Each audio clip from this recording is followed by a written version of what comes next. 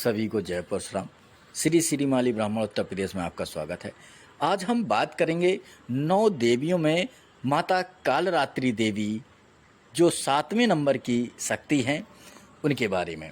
तो आपको स्क्रीन पर दिखाई दे रहा है, माता कालरात्रि देवी 7वें नंबर की शक्ति हैं और शीतला उनका सौम्य स्वरूप है। उसी स्वरूप में यहाँ पर भारतवर्ष में पूजा होती है शीतला के नाम से, क्योंकि जो कालरात्रि देवी का मुख्य स्वरूप है तो वो वीर भाव जो है उसमें हम लोग उनका वीर भाव का जो स्वरूप है उसको सहन नहीं कर सकते। इसलिए जो उनका प्रमुख उपासक हैं, प्रमुख उपासक श्री श्रीमाली ब्राह्मण हैं। श्रीमाली ब्राह्मणों ने जब माता को प्रसन्न किया और प्रसन्न करने पर वो सौम्य रूप में ही विराजमान है। इसीलिए श्री श्रीमाली ब्राह्मणों को जो उनको ये वरदान प्राप्त है कि किसी प्रकार का वायरस रोग है या कोई भी रोग है, तो इस तरह की जो चीज़ें होती हैं, यदि वो लोग उस तरह के रोगों में और देवी की पूजन करा देते हैं तो ऐसी समस्याओं का समाधान हो जाता है। अब आपको स्क्रीन में दूसरी तरफ दिखाई दे रहा है, माता कालरात्रि के जो नाम है इन्हें एक शुभंकरी भी कहा जाता है,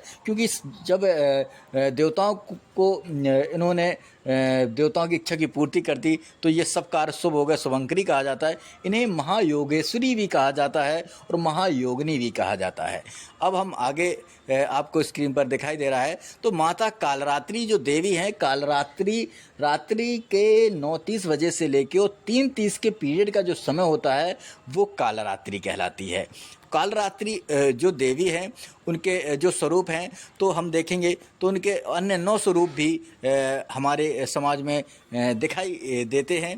तो जो ताप की बात करें हम तो दैहिक ताप है, भौतिक ताप है, या जो नकारात्मक प्रभाव होते हैं तो उन्हें नकारात्मक प्रभाव में जो नकारात्मक या वायरस संबंधित जो रोग होते हैं, नकारात्मक शक्तियाँ होती हैं, उनसे ये देवी अभय प्रदान करती हैं। और जो शनि से संबंधित समस्याएं होती हैं, अकाल मृत्यु संबंधित समस्याएं होती हैं, शत्रु पर नियंत्रण से संबंधित समस्याएं होती हैं, वो कालरात्रि के देवी जी की पूजा से संबंधित होती हैं। और कुंडलिनी में जो सहस्त्रार चक्र होता है वहाँ की अधिष्ठात्री देवी भी माता कालरात्रि को ही माना जाता है।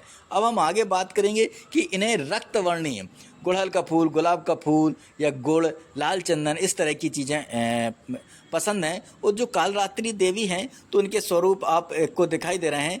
तो कालरात्रि जो महाकाली का जो स्वरूप है, भद्रकाली, महाकाली, भद्रकाली यानी जिसे तारा कहते हैं, ये महाविद्याएं उनसे स्वरूप हैं। भैरवी, चंडी, रुद्राणी, चामुंडा और मृत्यु रुद्राणी, ये जो स्वरूप हैं ये स्वरूप सभी कालरात्रि देवी के जो स्वरूप माने जाते हैं। और जो भी व्यक्ति अदक्ष हैं तो उनको इनकी पूजा नहीं करनी चाहिए। अधिकतर जो दीक्षा का कार्यक्रम है, इनके मंदिर जो हैं लगभग श्रीमाली ब्राह्मणों के पास भी, और प्राचीन जितने भी मंदिर हैं उन्हीं के ही पास ही थे। अब वो अलग बात है कि लोगों ने उसमें दूसरे अन्य भी लोगों ने उसको कर लिया, या वो वहाँ पर श्रीमाली ब्राह्मण नहीं रहे तो पहुँच गए होंगे, वो एक दूसरा मत है। तो अब हम आगे बात करते हैं कि ये जो कालरात्रि देवी हैं इनसे संबंधित जो श्रीमाली ब्राह्मण संबंधित गोत्र, कितने गोत्र प्रभावित हैं। तो यहाँ पर जो काश्यप गोत्र है, जितने भी गोत्रों में अंगिरा ऋषि से संबंध स्थापित किया गया है, लगभग वो सभी जो गोत्र हैं, क्योंकि अगर अंगिरा ऋषि को देखें तो जो अंगिरास वगैरह है वो महाकाली संबंधित ही, कालरात्रि देवी संबंधित ही है।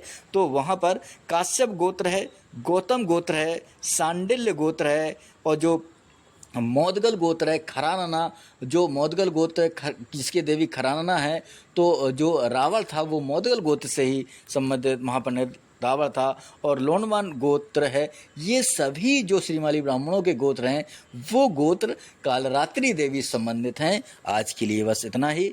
ये जो हमने आपको डाटा बताया, ये आप प्रत्यक्ष को प्रमाण की आवश्यकता नहीं है, और आप चाहें तो इसके बारे में पता लगा सकते हैं। बहुत सारे शीतला धाम, कड़ा, चौकिया इसके प्रसिद्ध मंदिर हैं। आज के लिए बस इतना ही। धन्यवाद।